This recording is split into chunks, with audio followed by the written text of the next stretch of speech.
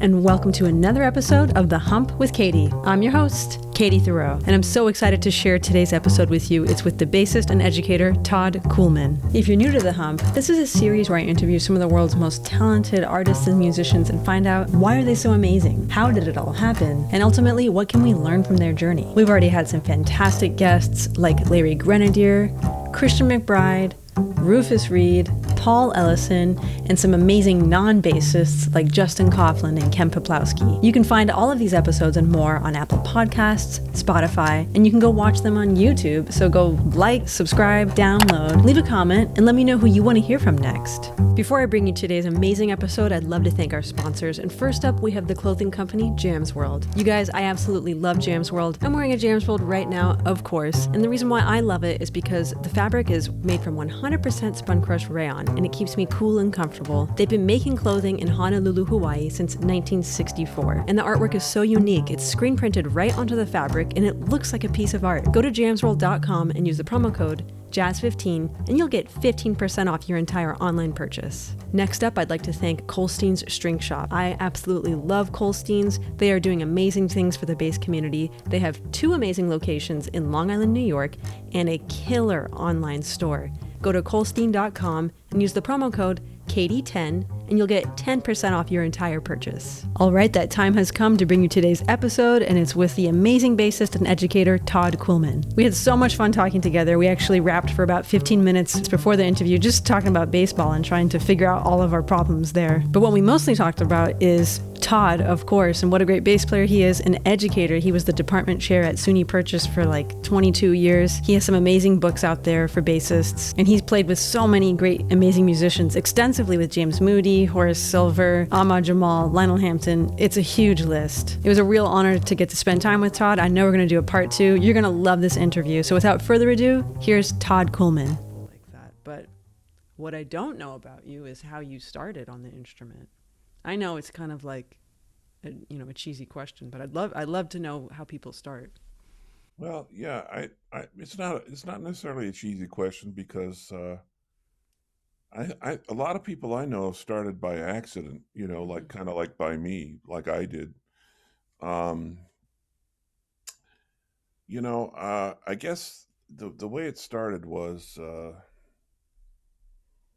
in junior high school.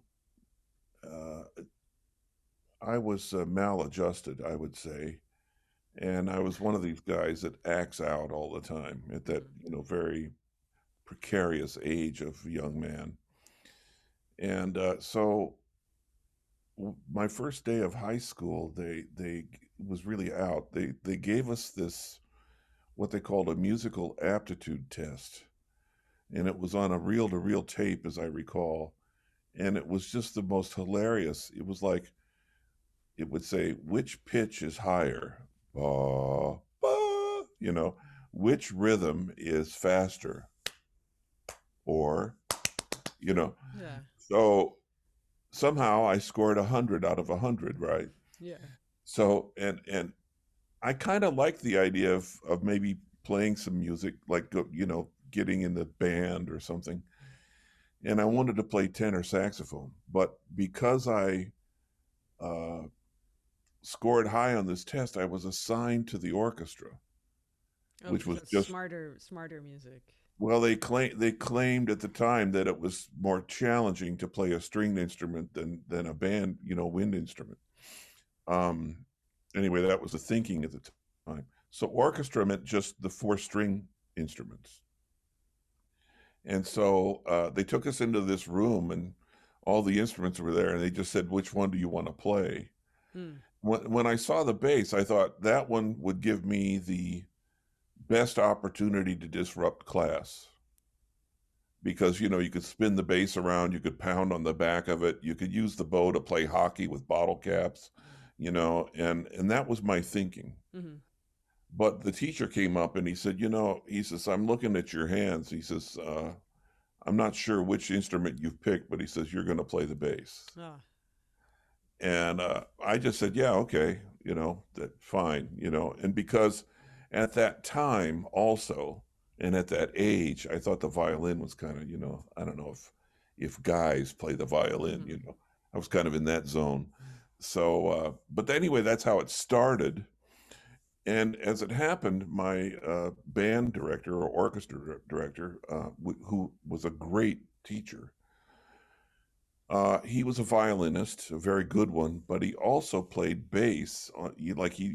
The teacher could play the bass, and so he got me on the first couple pages of Simondl and started getting my fingering going, and that's basically how it started.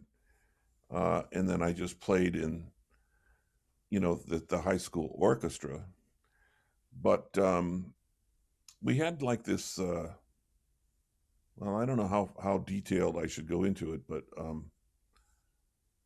let me go a little forward. Yes.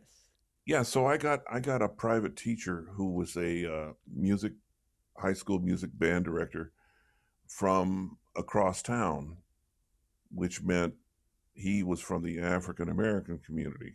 In those days, the town I was in was fairly segregated. And where was that? I seldom admit it, but I'm from Gary, Indiana. Oh, okay. Yeah. So anyway, he would come over and give me lessons, and we were working on the typical stuff, etudes and all that. And one day he came over. He also was a jazz player, and I had never even heard jazz music that I can recall. And he came over one day, and he had an LP, and he said, I brought this record for you to listen to. He says, there's a very good bass player on it. And he said, he plays another kind of way than we do, and I thought you might enjoy hearing it. And the record was Oscar Peterson Trio, Night Train, on Verve.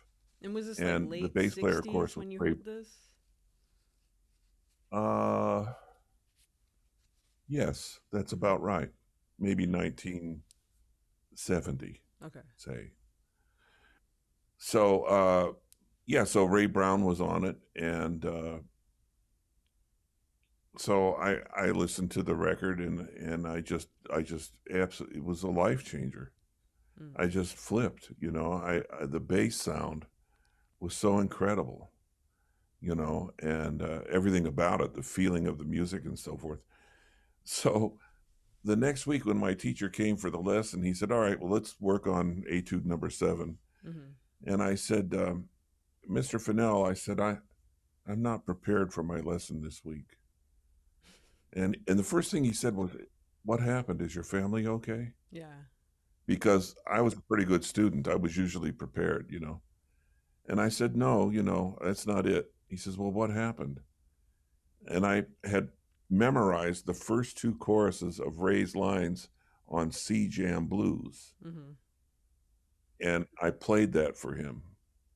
And then he just raised his eyebrows. He goes, oh, I see. And that was my introduction to sort of like the idea of playing jazz on the bass. And because there were no bass players, ever in town, for this guy, my teacher and his friends were these young adult music teachers around town. They invited me to a jam session at one of their homes to watch, not to play, to watch. And that blew me away. There was a drummer, a saxophonist, a trumpet player, a piano player, a guitar player, and a bass player. And I was like blown away, So I asked if I could come some other time, and they said, yeah, if you want to watch. So I was a watcher for a while, and that really got me chomping at the bit, and I'll never forget the day they said, you can sit in. They said, on a blues in F. Yeah. 1, 2, 1, and, so that's how that all kind of started. But I want to just go forward again to, at some point, I was starting to collect records. And these guys got together, and they asked my parents for permission to take me to a jazz matinee performance in Chicago. The matinee was so kids could go, and there was no booze being sold. So they took me to the matinee at the Jazz Showcase in Chicago. I think at the time it was in the North Park Hotel on the north side. And the first group I heard live was Dizzy with Roy Haynes. Wow. So that was the first time in my life I had ever seen adult men having fun working. Mm-hmm. Everyone I knew was a steel worker, and they all hated their job. Yeah. You could never talk to your dad when he got home. Yeah. First thing, give him the paper, give him a beer, leave him alone. You know. So that blew me away. And then I said, can I go next week? So the next week we went, and I heard Bill Evans' trio with Eddie Gomez and Marty Morell. I didn't know what to make of that at all. Yeah, what a contrast. And plus, Eddie was playing, like he was doing stuff on the bass that you just can't do. Like I said, you can't do that. You know, like, well, look what all this stuff he's playing. You can't do that on the bass. What's he doing? You know? So I went a third week in a row. Check this out. It was Ornette Coleman, Dewey Redman, Eddie Blackwell, Charlie Hayden. And I listened to that. So we're driving home from that, and I asked my adult friends, I said, I got a question. I said, which one of those was jazz? Because they were all so different. I figured that one was jazz and the rest was something else, you know. Yeah. And they all cracked up, you know. But that was kind of my introduction to the music and to live music. Shortly thereafter, I won I called into a jazz radio show, and I identified the players on a record, and I won a contest. So I got a ticket to the taping of a television show that public broadcasting was doing called Just Jazz. Yeah. And so I got to go to a taping of that. Check this out. So here was the band. I'm like a senior in high school sitting there watching this. Al Haig on piano, Ray Brown on bass, Kenny Clark on drums, Dizzy on trumpet, Moody on tenor, Baggs, Milt Jackson on the vibes, Sarah Vaughan, and Joe Carroll. Wow. And that was the band. So I'm listening to them play, and I swear to you, as God is my witness, I remember thinking, God, wouldn't it be great, like if I could play with those guys sometime, someday? And then I thought, what a great fantasy, because I never will. Like I'll never be that good. So, but what a great thing to like fantasize about. Yeah. Wouldn't that be cool? And I wound up playing with almost all of them eventually. Yeah. Which is that kind of flips me out when I think about it. That's amazing. I have two questions about that. When you're seeing that concert, at that point, did you know like the history of each person playing, or was it still kind of very fresh for you? Yeah, you knew it was great. Yeah, that much I knew. Yeah. I knew that these guys were probably the best guys. I knew who Ray Brown was, and I knew who Dizzy was. I had some sense that Kenny Clark was important, and that he was important historically. Somehow I knew that. I think because he was on those earlier records with Bird, and I had heard a couple of them. Beside that, I had no idea who these people were. You know. And then also when you were talking about being a watcher at the jam sessions, can you remember what it was during the time before you played? What blew you away watching this happening? Well, just, you know, I had never seen a musical performance of any kind that involved what appeared to be interaction. That these guys were actually playing together and relating and reacting to one another. That was unfamiliar to me. And that seemed really interesting, like that you could communicate through music. That was a kind of a mind blower to me. It was like, you don't have to just speak, you can actually play something and people can like relate to it. Yeah. And that they cared enough, that the drummer cared enough to listen to the bass player and relate to him and stuff like that. So that was kind of cool. And then the other thing was they weren't using music. And I thought, how can they do that? Where's the music? Yeah. Like, how can they, because I had always been in orchestras and played my part and all that business. And I just thought, God, how weird is that? How do they know what they're doing? And how do they stay together? Like, how is that possible? Yeah. So I remember just a million questions I had that were just floating around in my mind. And were your parents, I know they were cool with these older friends of yours taking you out to music, but were they supportive of you, with this new music and all Well, that? that's an interesting question. My parents were not musical, they didn't have musical backgrounds, but they had good musical taste. They had like cool recordings in the house. And in their younger years, when they were dating, they enjoyed going to the ballrooms Yeah. and dancing to the big bands. And I remember my mother saying one day, she said, I really loved Isham Jones. He had such a great beat, you could really dance to it. And then she told me this, talk about out. She says, your dad and I went over to South Bend, Indiana, in I think it was 1941. She said we heard the Duke Ellington Orchestra, and she said it was very unusual. And I said, well, what was so unusual about it? She goes, well, the ballroom was sort of divided in half. She said half of the people were up by the bandstand, and they were called like the listeners, and we were like in the back, and we were like the dancers. And I said, Mom, are you sure it was 1941? She goes, yeah, it was. Yeah, I think it was December of 41. I said, so you heard Jimmy Blanton. You heard Ben Webster. Yeah. She goes, well, I don't know who those guys were, but they were pretty good. Yeah.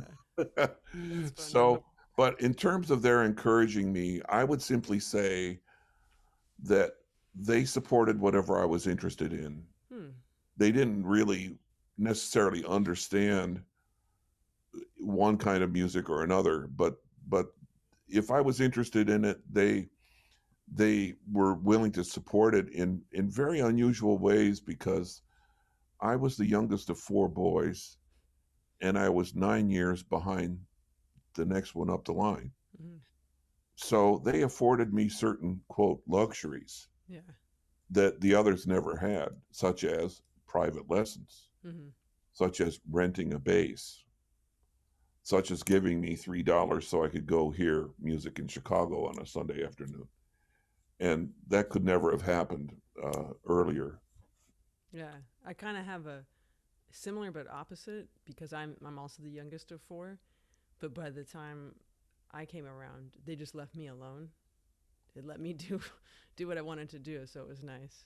Well, there's something to that. I had a similar experience in that regard, simply because by that time they're kind of burnt out. Yes.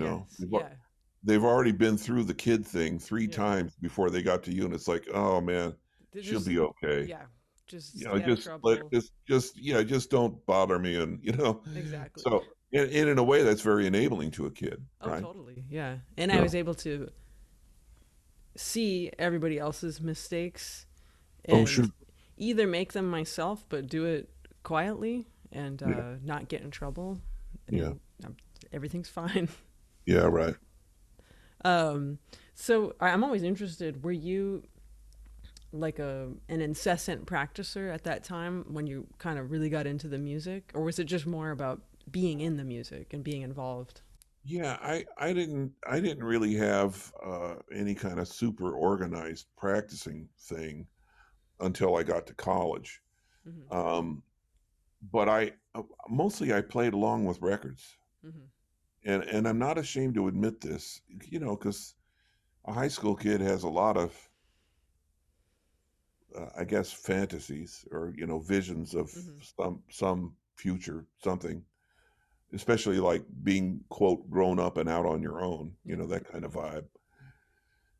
But my mother had a dressing table in my parents' bedroom. It was like this big tall mirror with two mirrors on the side. Mm-hmm.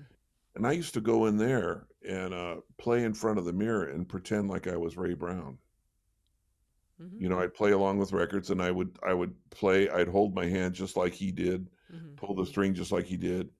I'd look around and I'd pretend like I was talking to the drummer, and I tried to emulate his physical Mm-hmm. presence because I was so into it, Yeah. and so I did that a lot. I played along with records a lot, and then as far as practice was concerned, I would practice, the assignments that I got from my teacher. Mm-hmm. You know, it wasn't like incessant, like obsessive. I still had other interests. I'd Yeah. still go out and ride my bike and do other things too.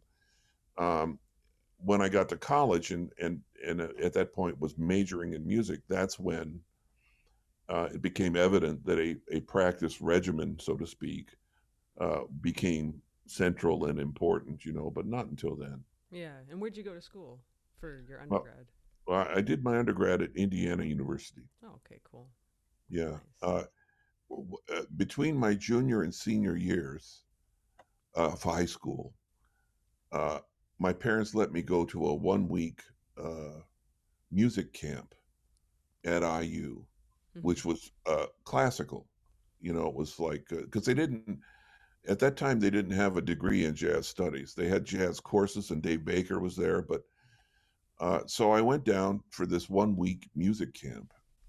And the bass teacher at IU at that time was Murray Grodner, but he was on sabbatical. So his replacement was Gary Carr, if you can believe that. Wow. So I got a private lesson every day with Gary Carr.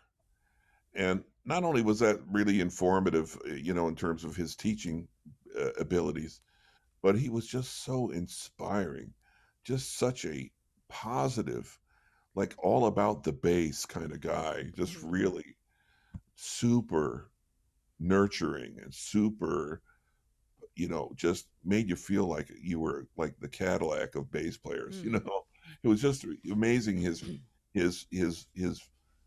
the way his effusiveness about the beauty of playing and the beauty of the instrument, beauty of music, and all this. And so they had master classes in the afternoon, and one day they had David Baker come in Hmm. talk about jazz. And I flipped because David was one of the most dynamic. Uh, he was a dervish, a total font of information and dynamism, and I just thought, man, this I'm going to school here. Mm. That was it. Yeah. And I remember at the end of David's lecture, they gave us these 8x11 glossies of picture of him. And a couple days later, I went up to his office and tapped on the door very meekly, and he opened the door real fast. Yeah, and there was like in his office was just like looked like a bomb had gone off. There was just like scores and charts and music and pencils and just all kinds. He looked just like a maniac in there Yeah. writing and stuff. And I said, "Would you sign my uh, picture?" And he wrote on it. It said, "Keep on keeping on, Yeah. David Baker." And I just thought, that's the hippest thing I've ever heard. Mm-hmm. He's like the hippest guy I've ever met. And and it was a turning point for me because Yeah. I didn't really know if I'd go to college, and then if I were to go to college, where and Yeah. why and all Mm-hmm. that. And as it turned out, that fall when I started in college, Murray Grodner was back, and he just probably by coincidence, he was absolutely the perfect teacher for me. Hmm. Yeah, real nuts and bolts, real Oh, okay. just like this is how we do this, Yeah. and just gave me a foundation uh, that was solid. It was just the physics, the physics of playing, Yeah.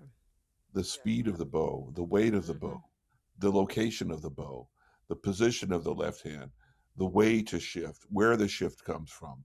And then beyond that, how to play musically. You know, like I remember working like a devil on the excerpt from Ein Heldenleben, you know. So I finally got to my lesson and played it. And I did a pretty good job on it. So I kind of like sticking my chest out.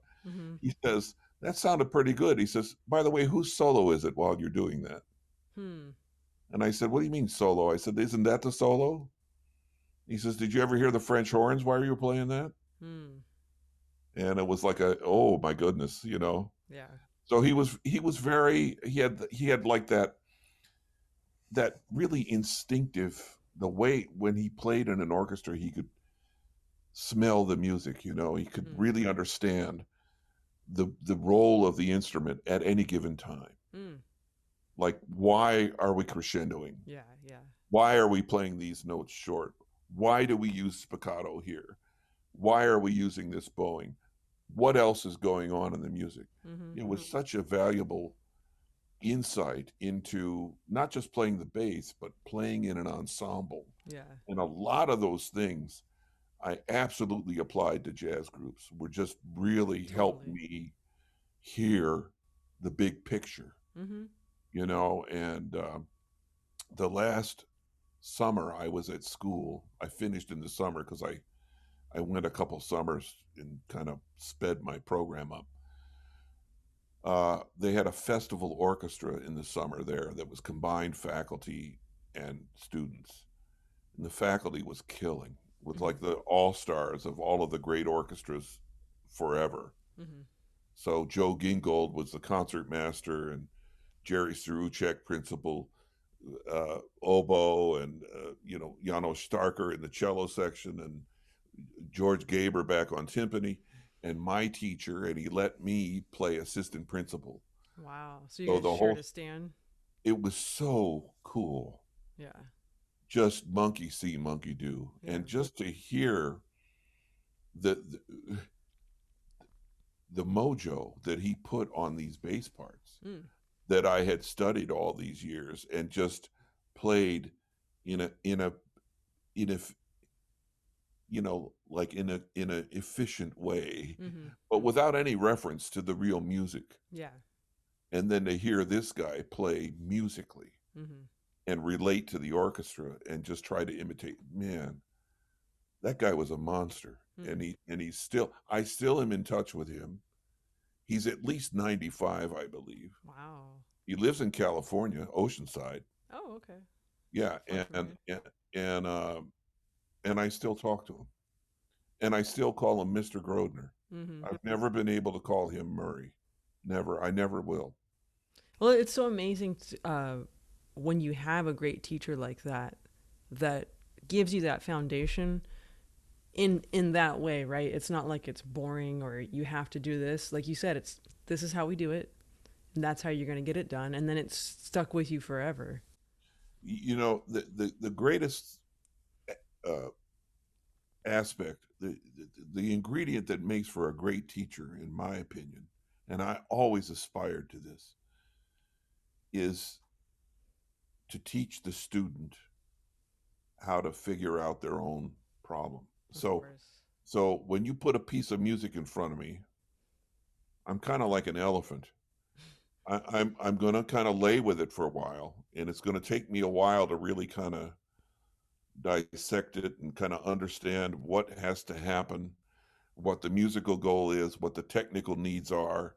You know, I kind of analyze the thing very carefully and slowly.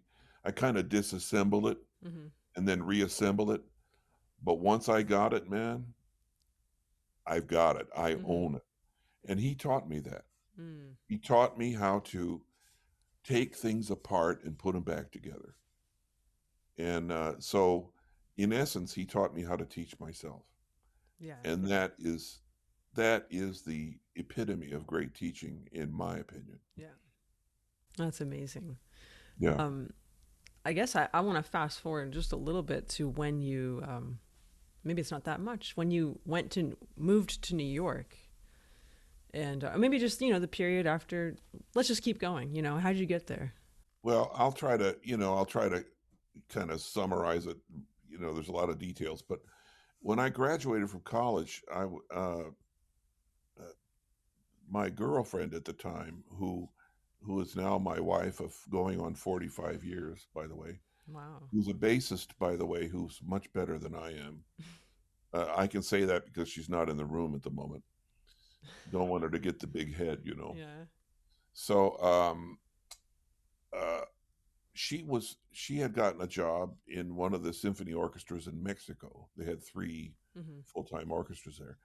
And she called me one day and said, she went down in May and I was going to graduate in August. So she called and said, they still need another bass player in the section. And the conductor said, if you'll send down a recording, like an audition recording, he'll evaluate it and see if, So I sent some recording down and I got hired.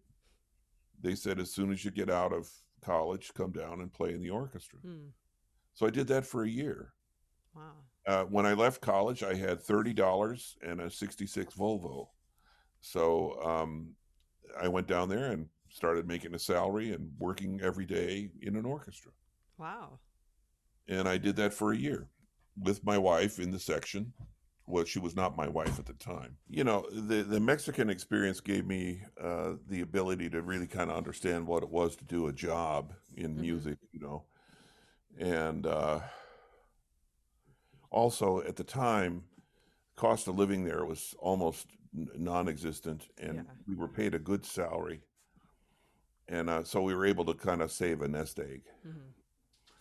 And we've subsequently moved to Chicago because I was from that area and I knew a few people there. And the idea was that we would start freelancing. And so we stayed there 2 years doing just that. And of course, it was my first experience as a freelance bass guy, So I did every imaginable job because, at that stage of your career, as you well know, it's just like anybody asks you to play, the answer is yes, it doesn't matter. So I played like electric bass in some studio things or, Broadway show type environments. I played at the country clubs and played for the old, the veterans of foreign war and played in the after hours joints on Rush Street. And I had a trio gig that was 3 nights a week in what was then, it was a very new thing to me and kind of underground. It was like a gay bathhouse. That was my gig. And everything in between. But at one point, I got called to sub. It was really weird. They made a jazz club inside of a Holiday Inn that was on Lakeshore Drive, and they made it up like Rick's Cafe from Casablanca, And so they had a house trio there, and they bring in the guy, a new soloist every week, guys from New York, big name people, And the bass player there was a guy called Jim Atlas. He was a very good bass player, and he had been in New York in the 50s. He was part of the Jimmy Jufrey trio that was making noise at that time. Anyway, he moved back to Chicago, and he was the bass player on this gig. And occasionally he'd call me to sub, so I'd go and maybe play a night. So one day he called me and he said, hey, I've gotten an offer from Lena Horne to like do this big project with her and like move out to LA and I kind of like ready to go and kind of like relax a little bit. And, I've always wanted to live in LA and I like to golf and blah, blah, blah. And he said, if you want the gig, it's yours. So there I was 23 years of age. And I had a 5-night-a-week jazz gig in a house trio that was a union job, so paid a salary, health benefits, and pension plan. 15 minutes from my house, 3 sets a night, a different soloist every week. Sonny Stitt, Zoot Sims, Irby Green, Marion McPartland, Sweets Edison, Clark Terry, and so on. Yeah. Guess what? I didn't know any tunes. Yeah. So I developed what I called desperate ears. Mm-hmm. And I learned these tunes the hard way. Yeah. And these soloists that came in were so accustomed. You know, they had made a living like going around to every city in the world playing with whoever was there. Yeah. Which is an art in itself. They were the strongest players I've ever played with. Yeah. And they were that way out of like self-defense. Mm-hmm. They were some of the best time players I'd ever played with. Mm. Yeah, because They they had to be, because you they never had knew to what you're be. going to get. They carried us Yeah. rather than the other way around, you know. Mm-hmm. So, but you know, most of them were patient and helpful. And the longer I was on the gig, I did it for about 9 months, but the longer I was there, I started to realize that there was a standard repertoire, Mm-hmm. you know, that all these people had certain tunes in common and stuff. What a great university for learning how to like play a jazz gig, you know. Yeah. And of course, meeting some of these people. And I always knew in the back of my head I wanted to move to New York, but uh, at a certain point in, I think it was 1978, we decided to move east. And I at least had a few people I could call and say, you know, I don't know if you remember me, but I Mm-hmm. was the guy at Rick's Cafe and blah, blah, blah. So that kind of helped in terms of the introduction type thing. Mm-hmm. And I came to New York and just started over, kind of, Yeah. just going to jam sessions and hanging out, networking, and sitting in, and all of that stuff. You Mm-hmm. know. Well, it seems to have worked out for you, Todd. Yeah, it is kind of amazing in the sense that when I came to New York, I didn't really have any plan Mm-hmm. or strategy. I just kind of showed up, you know. And but at that time, it was a really good time because there were still bands. Mm-hmm. So Art Blakey had a band, Horace Silver, Jerry Mulligan, Stan Getz, all these guys had bands Yeah. that were working, you know, like several weeks a year. Mm-hmm. And there was a very lively, I guess they called it the loft scene. Guys had these spaces, these lofts that they rented, and we could go and play, you know, all Mm-hmm. day and not bother anybody. And then you would meet guys that were playing on these bands, Mm-hmm. but they were in town when they had a couple weeks off. You know, they had just come back from some big European tour, and they were in town for 10 days, and then they were taken off for some other place. So I started playing with and meeting some of the people that were in all these various bands, and Mm-hmm. you know, exchange phone numbers and all of that stuff. And I'll never forget. In those days, Joe Lovano had a loft on the corner of 7th Avenue and 23rd Street. It was in right next to a pretty famous hotel. The Chelsea Hotel was there. And it was, you could go there at any hour of the day or night and just go in, and there were people playing. Mm. And even sometimes Joe wasn't even there. Yeah. And you just, you know, so I remember walking in one day, and there were two guys there playing together. I had my bass, and Kenny Werner was playing piano, and Joe LaBarbera was playing drums. Mm. Very cool. And then I walked in, and and then I'm playing with them. Yeah. Yeah. Yeah, I lived like a couple blocks from Joe, so I Mm-hmm. just haul over there whenever I had any free time, show up, and then there would be Dave Liebman standing there, and Mm-hmm. Lovano, and you know, it was bizarre, you know, Yeah. like, you know, you just get to town and you're playing with these guys. But again, the bass players were fairly busy at the time. Yeah. And so, and, you know, every group sort of needs a bass. So and then occasionally you go and there'd be a bass player there playing, and, you know, could be Buster Williams or somebody, Mm-hmm.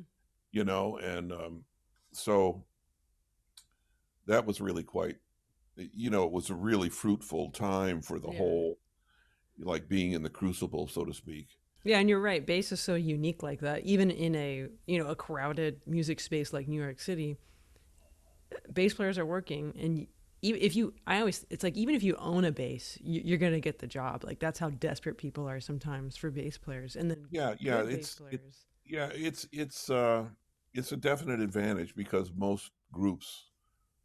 almost every group needs a bass player. Yeah, Not every group needs a guitar or piano or anything else for that yeah, matter. Um, so yeah, so it's a definite advantage, and all the really good young bass players at the time were working. mm-hmm. All the guys that like Dennis Irwin and Mm. um Larry Grenadier and you know Peter Washington, all these guys that I was like coming up with. Um, they all had gigs. Mm-hmm. And so I was just playing like little one night, two nights here and there.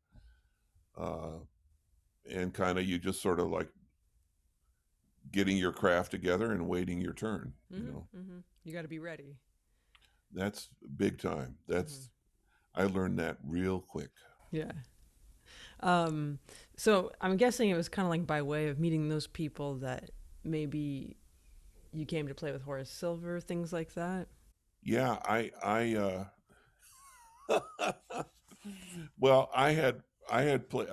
I'll tell you why I'm laughing in a minute. But I had played on some jam sessions that John McNeil, the trumpet player, was on, and he was with Horace at the time.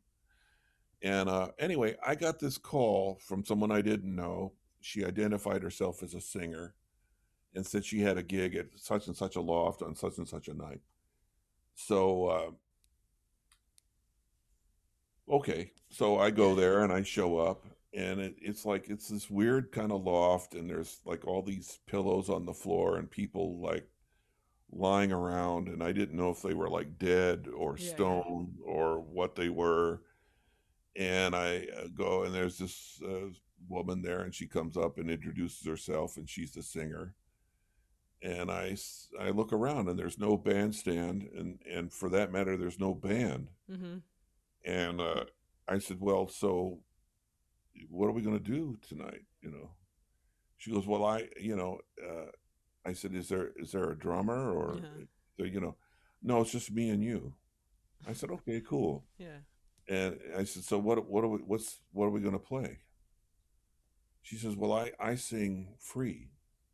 Mm-hmm. And I said, oh, okay. And she says, well, it's time for us to play. And I said, yeah, okay. So I get up there, and she gets up there, and nobody notices because they're all like just lying all over the place. I don't know Yeah. what's going on. And she starts with, oh, and all this. And I just start doing something. And immediately thinking, I hope nobody here knows me. Yeah. I hope nobody hears this. Uh, and maybe I shouldn't have moved to New York. Maybe I should go One back. of those gigs, yeah, Yeah. where you rethink your whole life. Just like my life passed before my ears, so This to is speak. it. Yeah. And turns out that the place wasn't a club at all. It was kind of like a front for like a low grade drug operation. Yeah. And it so happened that the guy that was playing drums with Horace Silver at the time came by, not to hear us, but to like go behind the curtain or something. Mm-hmm. Anyway, he came up to me and said, you sound pretty good. Give me your number. Mm-hmm. Okay. He didn't even say who he was or what he did Yeah. or that he played or anything. And so I gotten called to do a week down in Washington, D.C. with Eddie Jefferson and Richie Cole. They had a band. And the phone rings one day in my hotel room, and it says, hi, this is Horace Silver. And I said, well, that's great to hear from you. And I hung up because I thought it was like one of the guys in the band farting around. And the phone rang again. He says, this is Horace Silver. He said, this is really Horace Silver. Mm-hmm. And I was speechless. I'm thinking, why is he calling me? Yeah. So it turns out he was auditioning bass players. Mm-hmm. Like I had never heard of this before. Yeah. you know, and he wanted to know if in 2 weeks I could be at Carroll's studio in New York, and if I wanted to audition to be in his band. So I said sure. So I got home. It was like the next day I got home, and I had a lot of his records already. But I went out to the record store and I bought every Horace Silver record that I didn't already have. Mm-hmm. And for the next 2 weeks, I played along with all of those records for 18 hours a day. Um, I learned every arrangement, every bass part, Mm-hmm. everything. And sorry, and this is like early '80s now. Yeah, 79, I So think. okay. So, yeah, so I go to this audition and I walk into this rehearsal room, and there's Horace and his tenor player and trumpet player and drummer. And there's 9 bass players sitting along the wall with their basses. I just thought, this is really weird. Mm-hmm.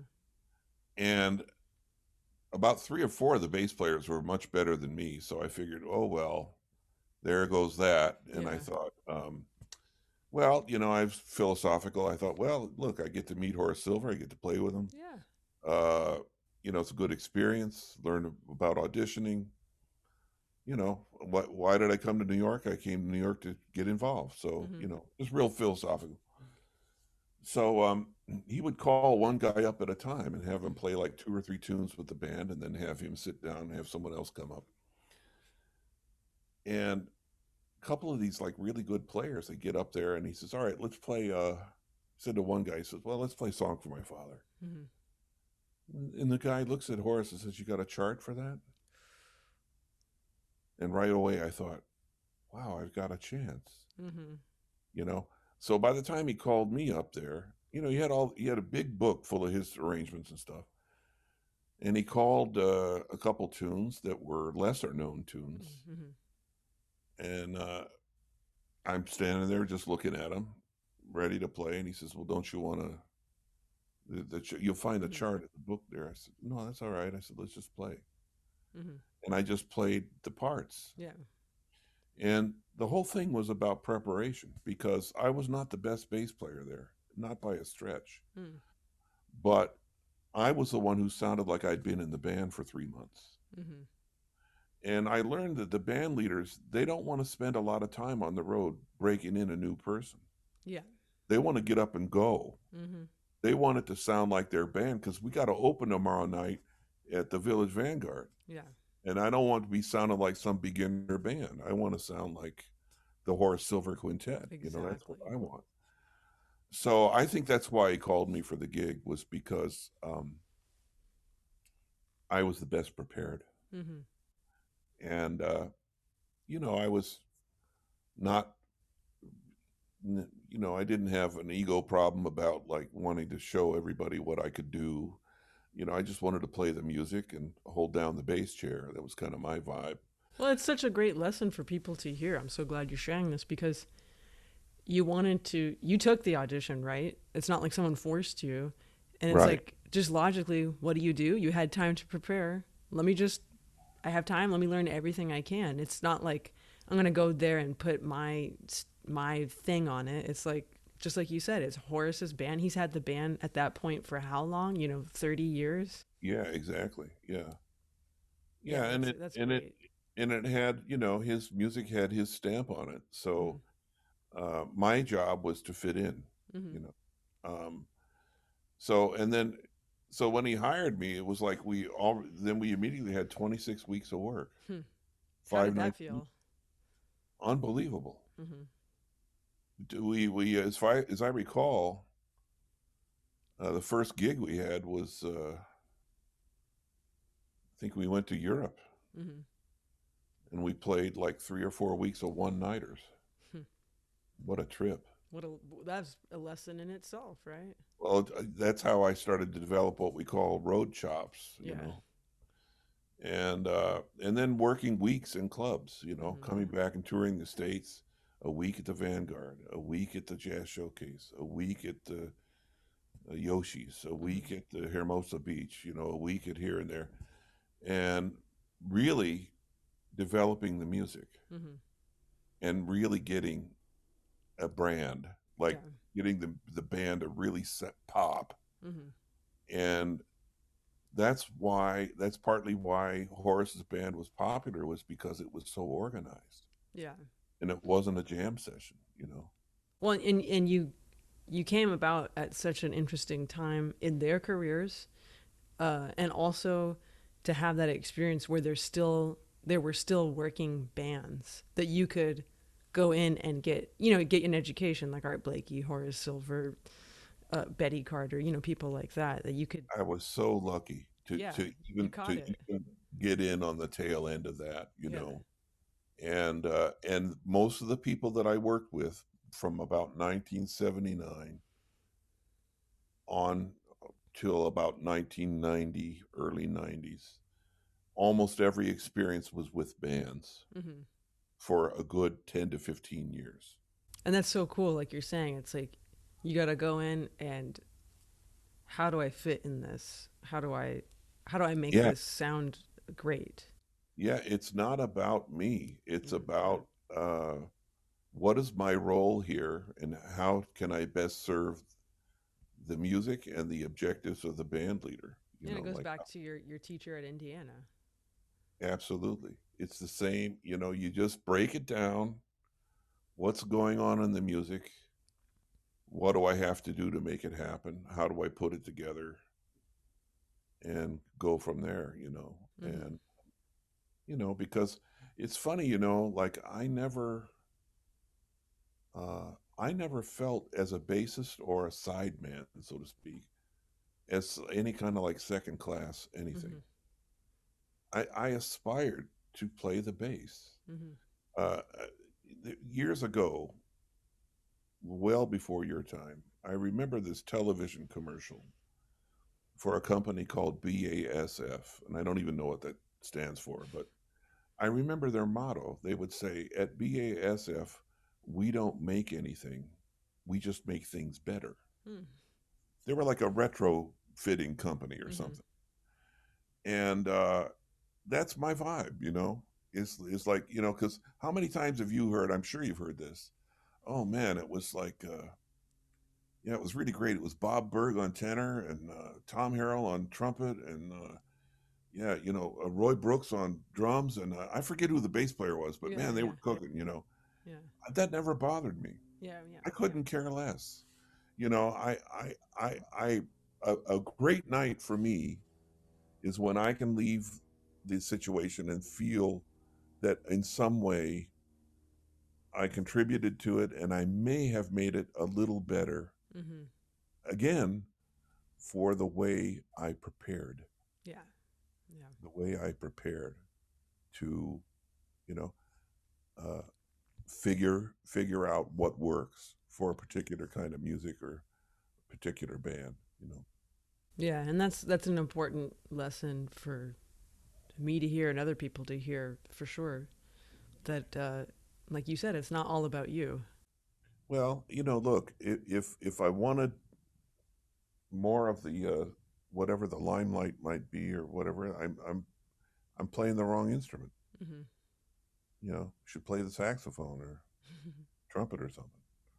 um, well, I want to start to wrap things up because we're going to do a part two in a couple months, I can tell. But because then we'll talk about James Moody at that point because you played with him for over 20 years.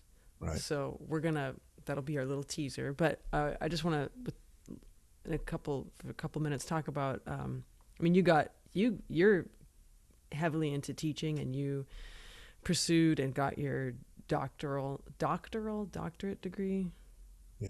Or Ph.D. whatever. Let's Yeah, just say whatever. Ph.D. Yeah, Yeah, whatever it's called. yeah, and I mean, you've held. PhD piled higher and deeper. There you go. Yeah. Um, and I mean, you've had teaching positions, SUNY Purchase, and everything like that. So, what kind of inspired you to keep getting more education and also being an educator?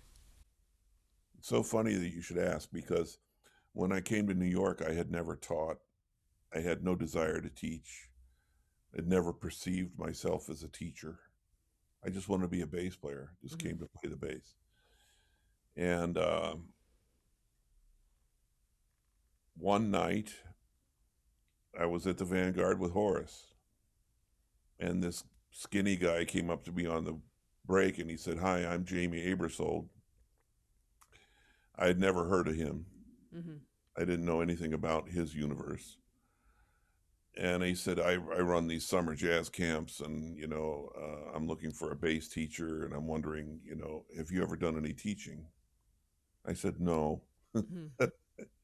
He said, not even private lessons? I said, oh, I've given a couple of those. Mm-hmm. He says, have you ever taught at any school? No. He says, I've got 6 weeks of work, and it pays this. Mm-hmm. Now, I was still in that mode. It's, you offer me a gig, I'm taking it. Yeah. And so he was offering me 6 weeks of work. Mm-hmm. That was 2 months' rent, as far as I was concerned, right? Yeah. So he says, would you like to try? I said, sure. Yeah, count me in. Yeah. Little did I know that the faculty that he had were the preeminent jazz educators of the guys that invented this stuff. Yeah. So suddenly I'm in the company of all of these great teachers and watching how they lit everything up. Mm-hmm. And it was an amazing experience. And, slowly I started getting acclimated and developing things, and one thing led to the next. So at a certain point, I'd been in New York for a while, I guess about 6 years or so, 8 years. And they started a master's degree program at the Manhattan School. Mm-hmm. They hadn't had one in jazz. So, since it was a beginning of a program, and, I had made a little noise in town and had a little bit of a reputation, they were able to give me a pretty decent scholarship, and I was able to complete the course of study in a year, I think, rather than 2 or something. And at that point, I was, well, first of all, one reason why I went back to school was because the street had taught me what I needed to learn. Mm-hmm. Like what I needed to get better at. And I saw the school as an opportunity to work on all that stuff that I needed to get together, Mm-hmm. and plus I'd get a degree out of it. And I had been teaching, like as an adjunct at a couple colleges. So getting a master's degree seemed, like prudent, Mm-hmm. kind of a 2-for-1 thing. Yeah. So I did that. And as my teaching career evolved, I began to see that I had the potential to teach full time. Mm-hmm. And I had been on the road for 20 years or more by that time. And the idea of sticking around home a little bit more and not having to take every gig, that I was offered, and these kind of considerations started to enter the picture. And lo and behold, they started a program at NYU in the doctoral studies for jazz. Same scenario. There I was, now I had been in the business for X years, accrued a few more credentials along the way, and they saw me as an asset to their program, right? So Mm-hmm. I got, they made it possible financially for me to go there because I could never have afforded either of those schools. And I went there and I did the whole program in record time. I almost lost my mind, really. Yeah. I was teaching at 3 different colleges part-time, going on the road some still, and taking 4 classes a semester in like philosophy and all that business. So, it was pretty intense. But I thought, well, if I have a doctorate degree, and then if that might give me a little edge if I'm competing for a full-time job against Mm-hmm. other guys that maybe don't have this kind of degree, Yeah. because you don't know where you're going to wind up, and you don't know whether having degrees matters or not. Yeah. Like if you teach it at Harvard, maybe it doesn't matter. Yeah, exactly. But if you teach somewhere else, maybe it's the only thing they look at. You never really know, So I had an opportunity to get it. Same scenario. I had specific things I wanted to do, particularly in the area of research. And so it sort of killed 2 birds that way also, and then I came out of it with a degree, and the job at Purchase opened up right after. Mm-hmm. And there were 110 applicants for that one position. I made the final 5, and then they wound up selecting me for the position, you know. And I taught there full time for 22 years. I Wow. retired in 1 year ago. Mm-hmm. So I no longer teach in colleges. Yeah. And now I teach children privately. Cool. That's very cool. It's really cool. It's nice because they're so fresh. And plus, they're just doing it for fun. Yeah. Yeah, I know.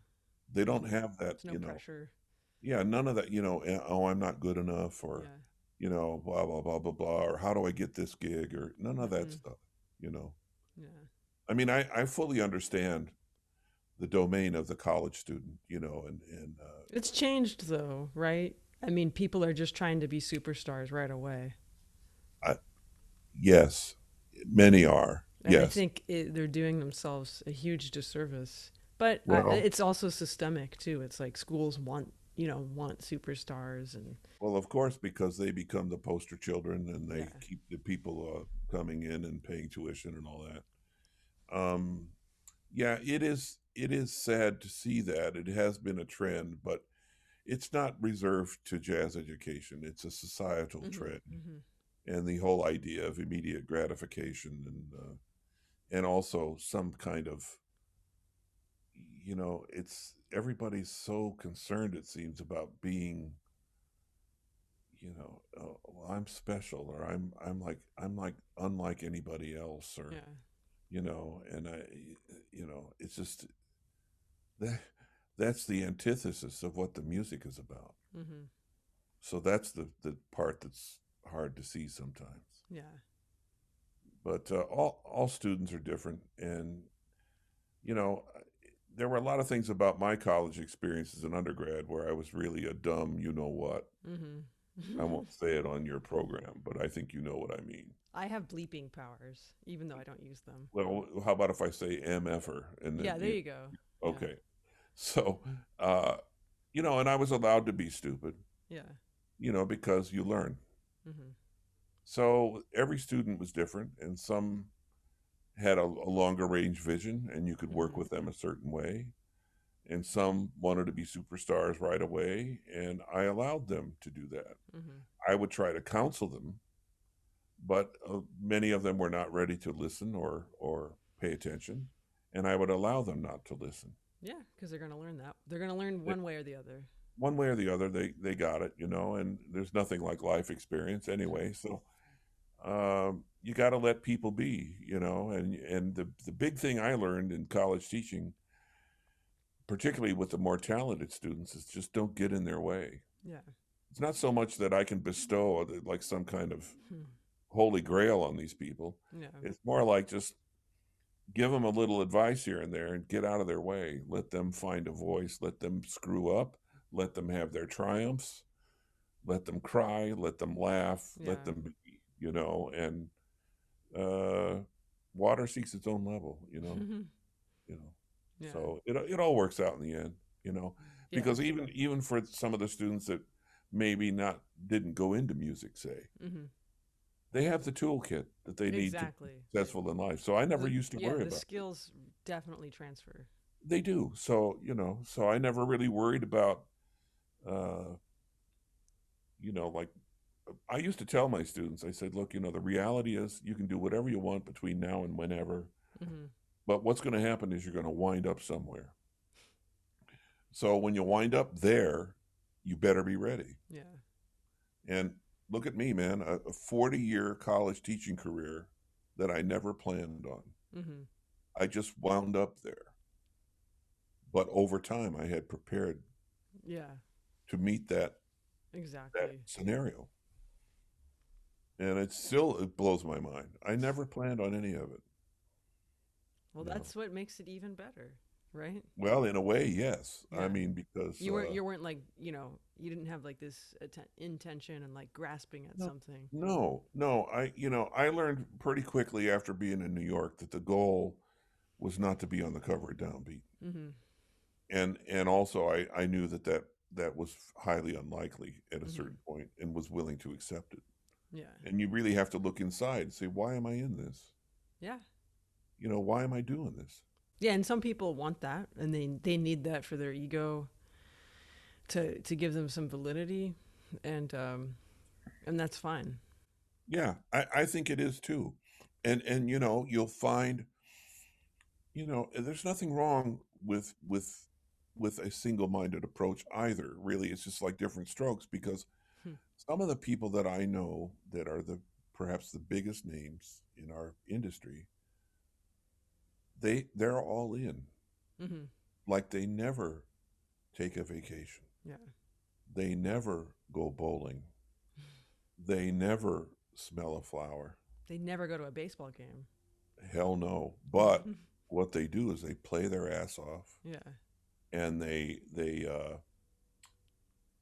are leaders in the industry. Mm-hmm. And I tip my hat. I mean, Mm-hmm. I think that's just marvelous. Yeah. And I try to assume that that's where they find their level of contentment and happiness, Yeah. and achievement and self-worth. And I think that's great, because Mm-hmm. if they weren't like that, we might not have them. Yeah. So it's all good. One of the hardest things for me in our business has been to really find myself, and to determine what's right for me, and not to compare myself Mm-hmm. to others, because everybody's situation is so different. Yeah, and it's so subjective. Very much so. I love the story about this sums it up for me, is the old guy that works at the circus, and his job, he follows the elephants with a bucket and a shovel. And he's been doing that gig for 50 years. And finally, I go up to the guy. I said, look, I've been going to circus every year. I see you every year. You've been doing this for 50 years. Don't you want to quit? Aren't you tired of it by now? And he looks at me, he says, what? And give up show business? Yeah, that's his idea. But you know what I mean? That's groovy. Yeah.